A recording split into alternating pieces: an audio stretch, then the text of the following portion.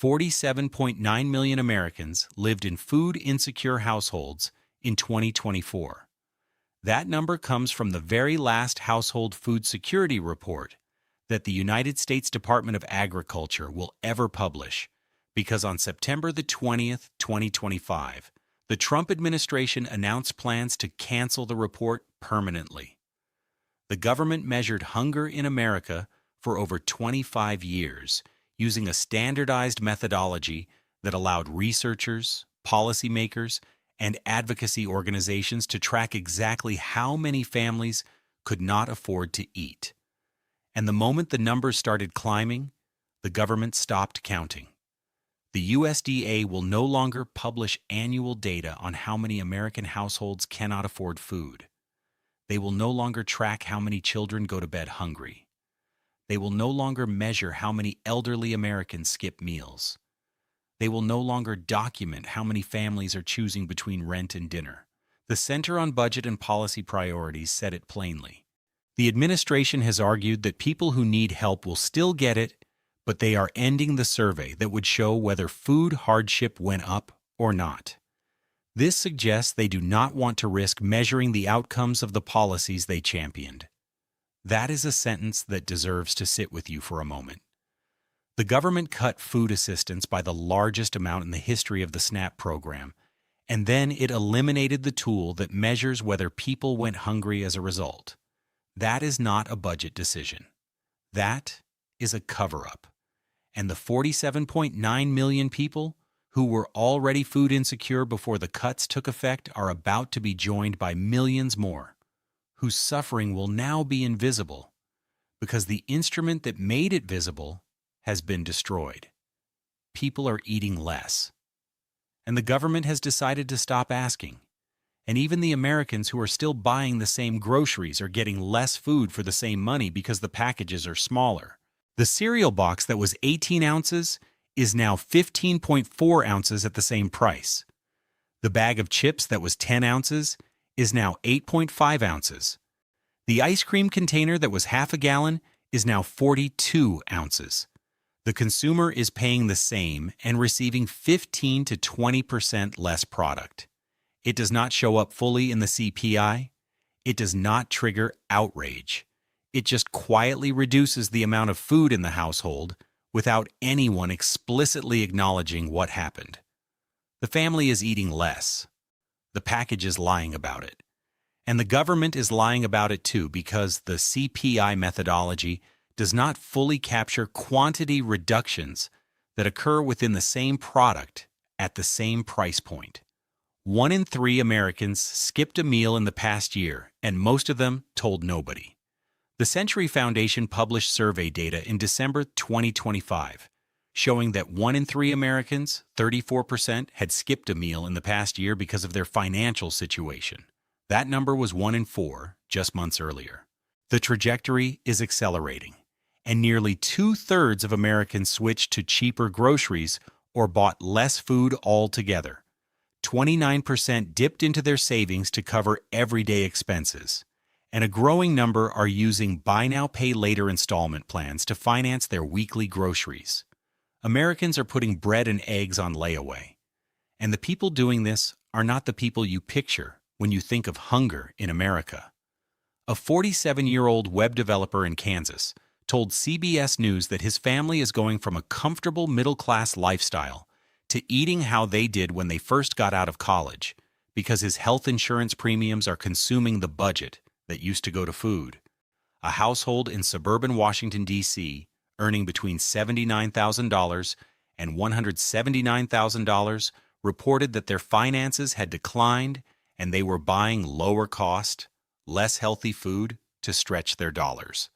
28% of households earning more than $180,000 said the same thing. Hunger in America is not concentrated at the bottom anymore. It has climbed into the middle class, and it is knocking on the door of the upper middle class. And the people it has reached are not talking about it. Because in American culture, not being able to feed your family is the deepest shame a provider can carry. A mother who skips lunch so her children can eat dinner does not post about it on social media. A father who tells his wife he already ate at work because there is not enough for everyone at the table does not mention it at the office. A 72-year-old widow who eats one meal a day because her Social Security check does not cover both groceries and medication does not call her children to tell them. The hunger is real. The silence around it is louder. And the gap between how many Americans are eating less and how many Americans admit they are eating less is the gap where the true scale of this crisis is hiding. And the coping behaviors go beyond simply skipping meals. Families are watering down juice and milk to make it last longer. They are sending children to birthday parties and play dates at times when food will be served, so the child eats a meal they did not have to pay for. They are shopping at dollar stores for canned goods that are nutritionally empty but calorically sufficient. They are eating at gas stations because a $2 hot dog is cheaper than cooking a meal when you factor in the electricity cost. They are timing their grocery trips to the late evening when stores mark down the perishables that are approaching expiration. They are eating the same meal 5 nights in a row because buying in bulk for one recipe is cheaper than variety. They are telling their doctor they are eating well when they are not because they do not want the doctor to report them or judge them or add one more problem to a medical chart that already feels overwhelming. The coping is exhausting. The pretending is exhausting. And the energy spent managing hunger, hiding hunger, planning around hunger, and performing adequacy for the benefit of other people is energy that is not available for working, parenting, healing, or living. Hunger is not just a caloric deficit. It is a cognitive tax that consumes attention, generates anxiety, disrupts sleep, and degrades every other function that a human being needs to perform in order to hold their life together. 50 million Americans visited a food bank in 2023, and the lines have gotten longer every year since. Feeding America reported that more than 50 million Americans visited a food bank in 2023. That number has been growing every year. The Arlington Food Assistance Center in relatively affluent suburban Virginia now serves an average of 3,850 families per week, an 84% increase over the past 4 years. 84%. In a suburb of the nation's capital, in one of the wealthiest counties in the country, and the Capital Area Food Bank's 2025 Hunger Report surveyed approximately 4,000 households in the metropolitan Washington, D.C. area, and found that 41% of households affected by federal jobs and spending cuts were food insecure. As of May 2025, 41%. These are not families in rural Mississippi or inner-city Baltimore. These are families in suburban Virginia and Maryland who had federal jobs, federal contractor positions, and household incomes that placed them squarely in the American middle class 6 months ago. And now they are standing in food bank lines. And the reason they are standing in food bank lines is not that they suddenly became irresponsible. It is that their jobs were eliminated by DOGE, their income disappeared.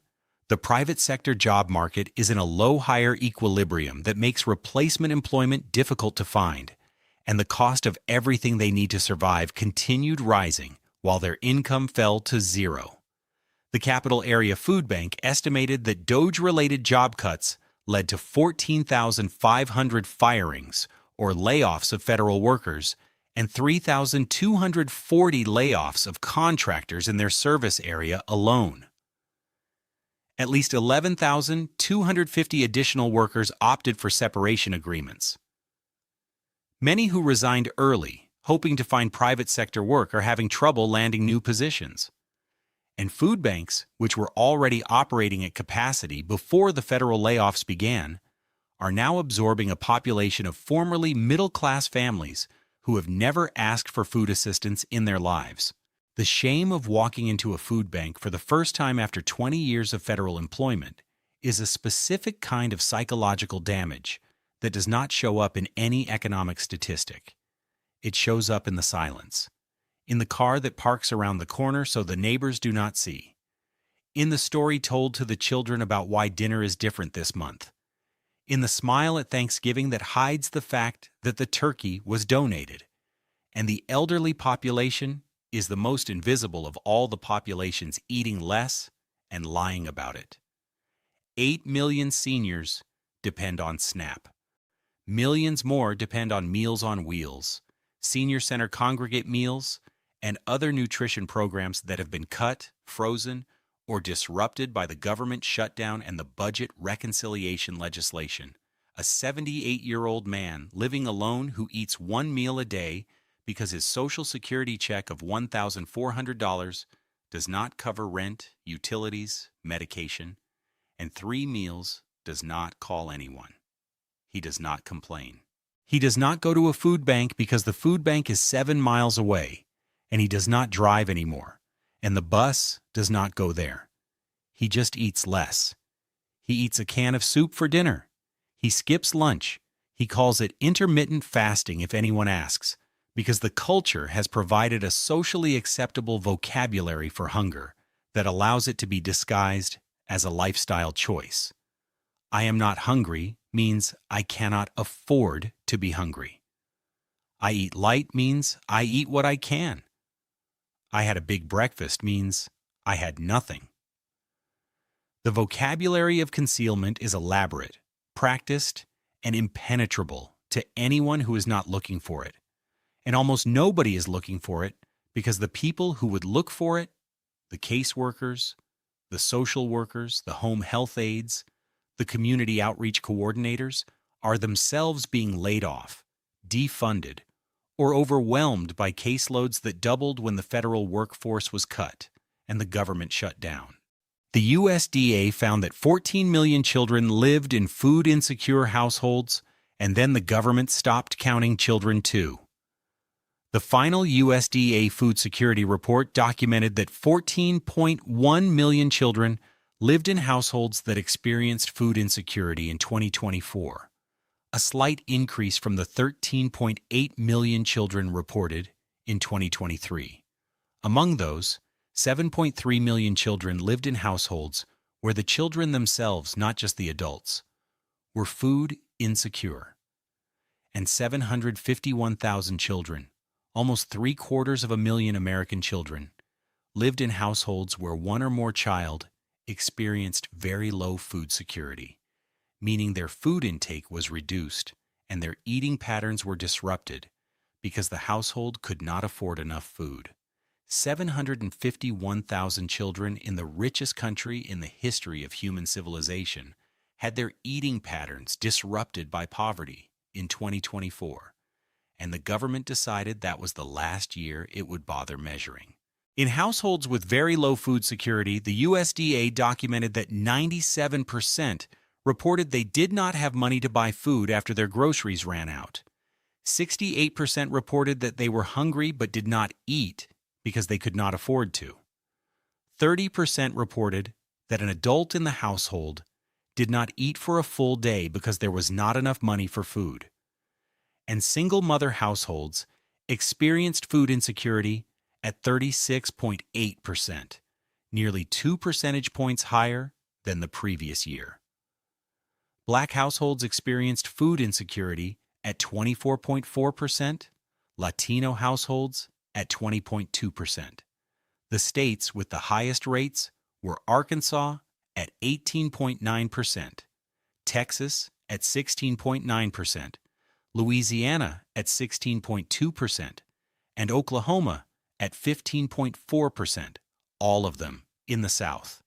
All of them in states that voted for the administration, that signed the legislation, that cut their food assistance, and then canceled the survey that measured the result. And the food insecurity rate of 13.7% nationally is the highest since 2014. A full decade of progress on hunger was erased in 2 years, and 2024 was a year of economic growth. GDP was positive. Unemployment was below 5%. The stock market was near record highs. And 47.9 million people could not consistently afford food. What happens to that number in a year of war-driven inflation?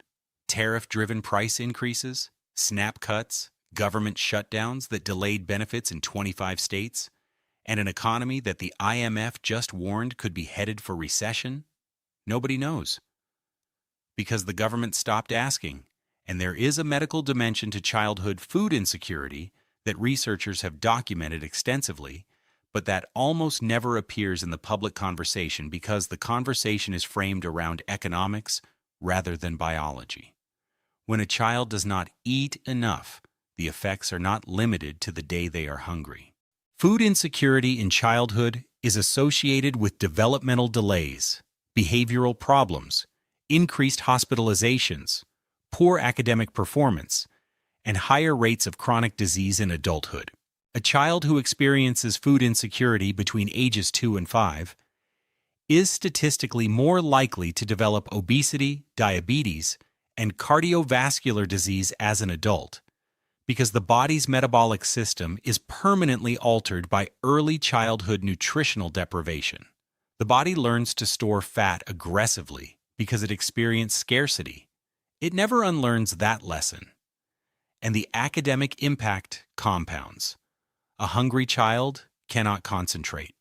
A child who did not eat breakfast performs measurably worse on standardized tests than a child who did. A child who is worried about whether there will be dinner at home is processing anxiety that occupies the cognitive bandwidth that should be devoted to learning.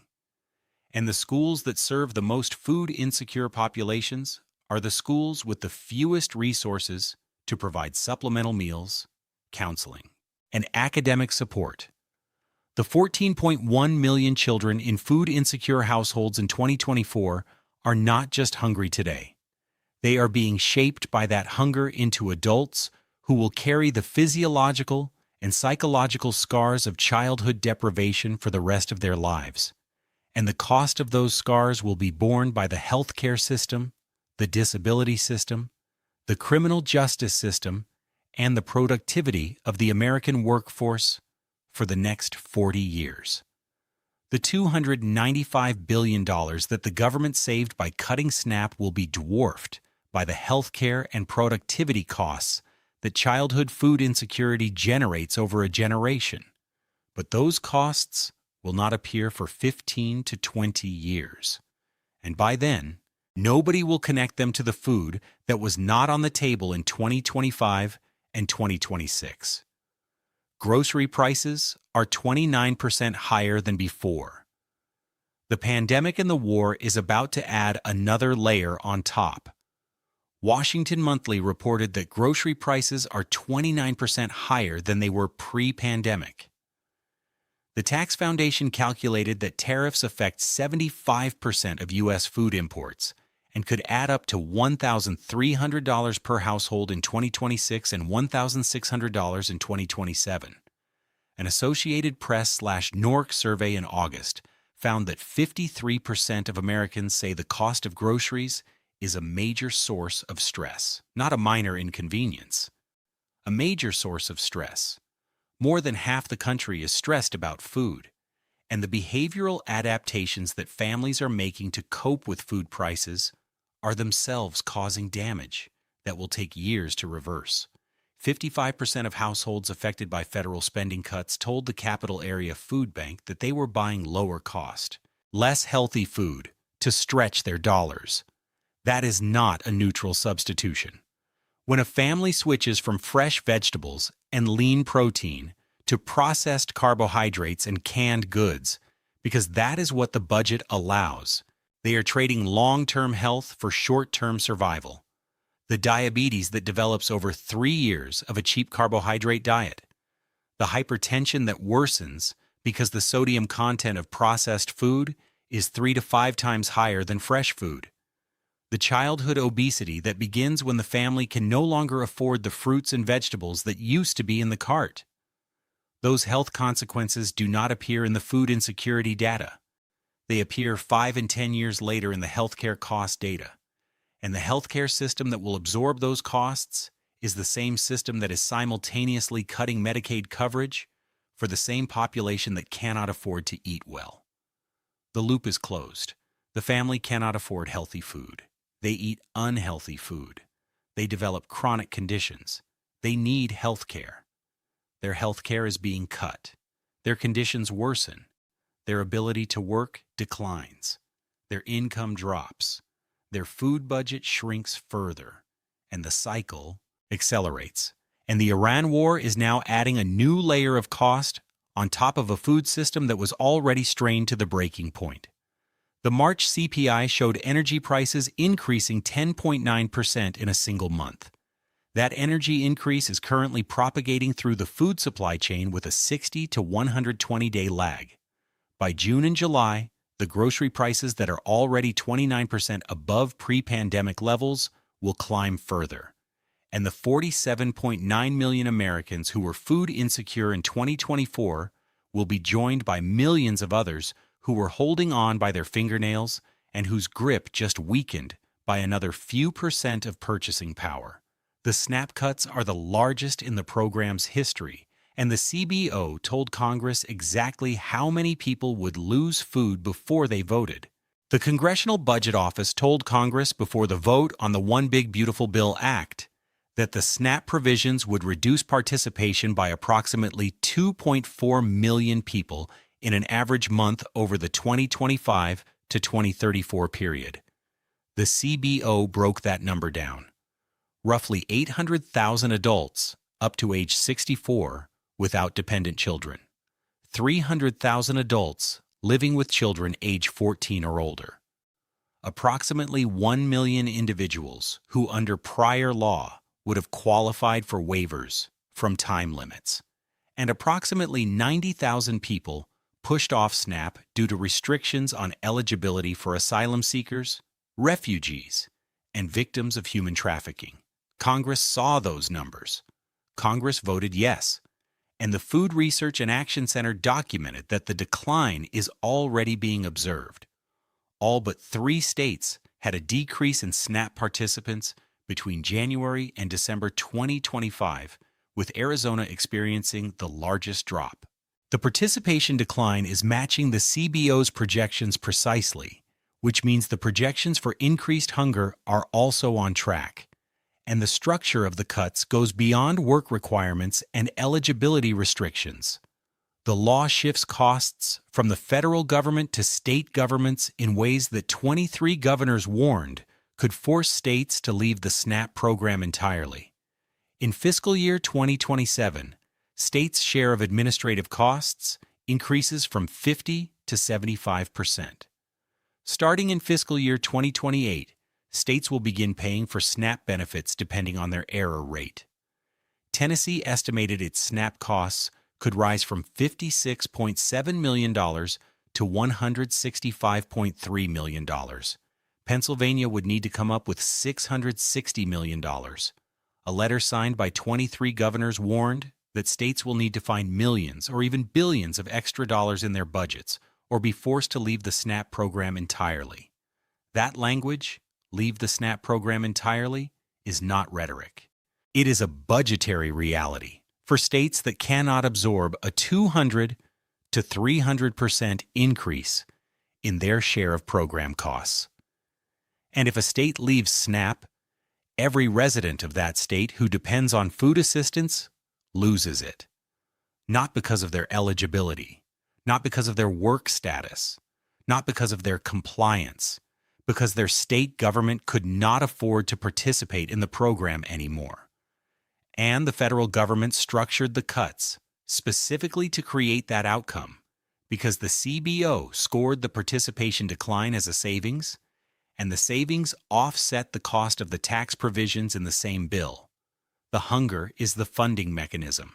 Americans are eating less so that someone else can pay less in taxes. And that sentence is not editorializing. That is the math of the legislation, as scored by the nonpartisan Congressional Budget Office.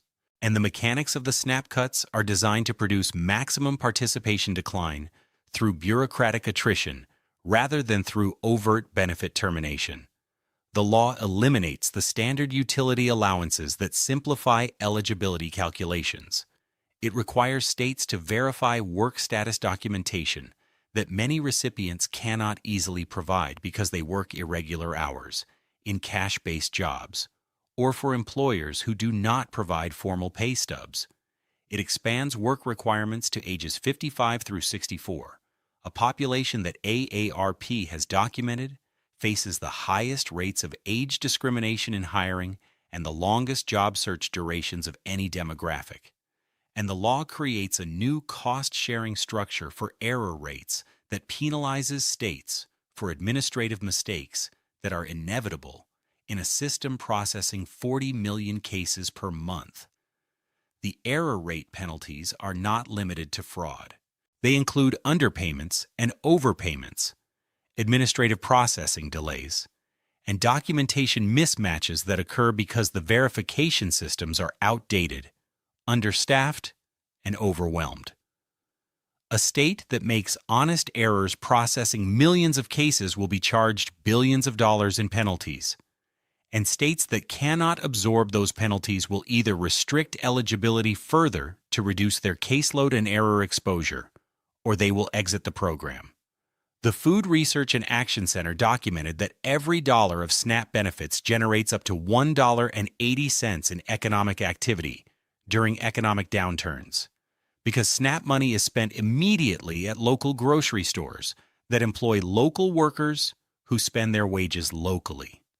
When 2.4 million people per month are removed from SNAP, that is not just 2.4 million people going hungry. It is hundreds of millions of dollars per month in economic activity that disappears from communities that are already struggling. The grocery store that loses SNAP revenue cuts hours. The worker who loses hours spends less.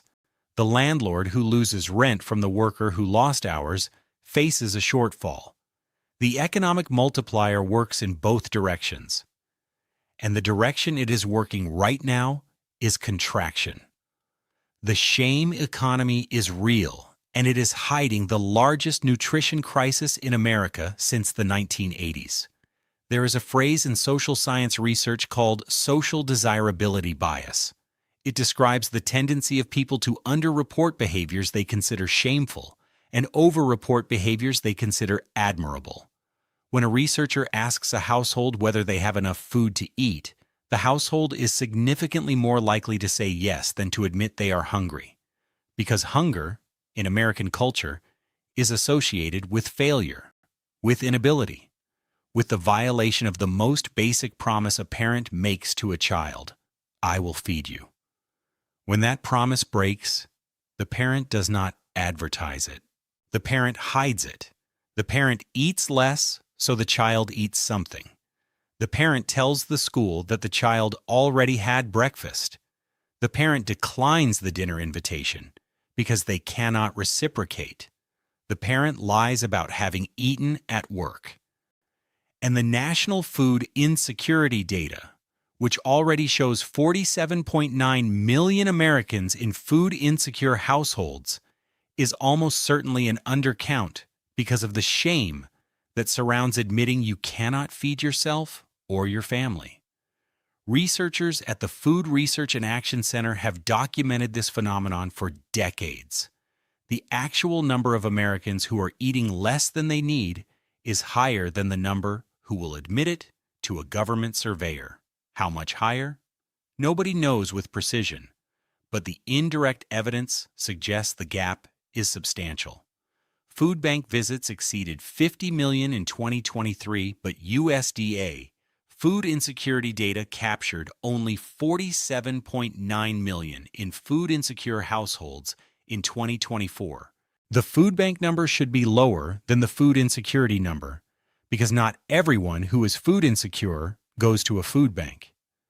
The fact that the food bank number is comparable to or higher than the survey number suggests that millions of food-insecure Americans are not being captured by the survey at all. They are eating less, they are telling nobody, and they are pretending everything is fine. The pretending is the part that makes this crisis invisible. A family that admits it is hungry can be helped. A family that hides its hunger cannot. And in a country where 53% of the population reports that grocery costs are a major source of stress, where 1 in 3 adults has skipped a meal, where nearly 2/3 have switched to cheaper food, where buy now, pay later is being used to finance bread and milk, the number of families hiding their hunger is not small. It is millions. And the government just eliminated the only tool that had any chance of counting them. The Food Insecurity Report was not just a document, it was a mirror. It showed America its own hunger. And the government decided that America should not see its reflection anymore. Not because the reflection improved, because the reflection got worse. And the worse it got, the harder it became to reconcile with the story that the economy is strong, that inflation is under control, that the tax cuts are paying for themselves, and that the safety net is still intact. The mirror was broken because the reflection told the truth. And the truth is that Americans are eating less in every income bracket below $180,000 a year, in every region of the country, in every demographic category, in suburban Virginia and rural Arkansas and metropolitan New York, at food banks that are running out of capacity, and in kitchens where the portions are getting smaller and nobody is saying a word about it. That silence is not peace. That silence is hunger with its mouth closed. And it is the sound of a country that has decided that some problems are more convenient to ignore than to solve. And every American who is pretending everything is fine while eating less than they need to survive is carrying a weight that nobody should have to carry alone. And nobody should have to carry it in silence. And the fact that they are tells you everything you need to know about where America actually is, as opposed to where the headlines say it is.